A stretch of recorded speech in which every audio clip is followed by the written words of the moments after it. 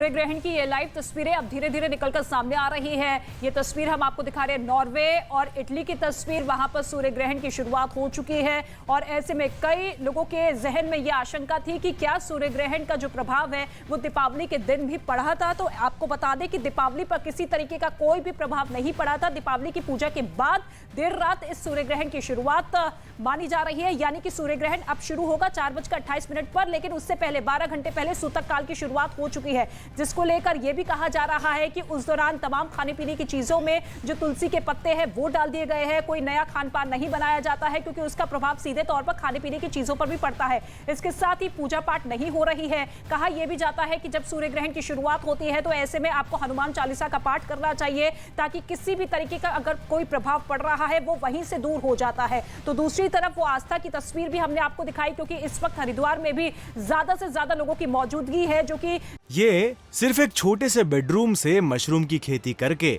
महीने का 50,000 कमा रही हैं। मशरूम खेती सीखनी है तो फ्रीडम ऐप को अभी डाउनलोड कीजिए। गंगा घाट के किनारे मौजूद है, आस्था की डुबकी लगाते हुए नजर आ रहे हैं, लेकिन दूसरी ही तरफ तमाम तरह की सावधानी और नियम भी न्यूज 18 इंडिया आप तक पहुंचा रहा है कि किन किन चीजों का आपको ख्याल रखना है, क्योंकि शुभ कार्य नहीं होता है। माना यह जाता है कि इसी काल में जो भगवान सूर्य है वो पीड़ित हो जाते हैं, ज्यादा शोभित नहीं माना जाता है उन्हें, और इसी वजह से सूर्य ग्रहण लगता हुआ दिखाई देता है। लेकिन अब जब अलग अलग जगहों से सूर्य ग्रहण की तस्वीरें निकलकर सामने आ रही है तो ऐसे में अब इंतजार है कि भारत में जब सूर्य ग्रहण की शुरुआत होगी तो तस्वीरें देखकर किस तरीके से लोग अब रिएक्ट करने लगेंगे, क्योंकि बहुत से लोग एक्साइटेड भी है इस सूर्य ग्रहण को देखने के लिए। ऐसे में कहा यह जा रहा है कि आप देखिए, खुली आंखों से बिल्कुल ग्रहण को ना देखें।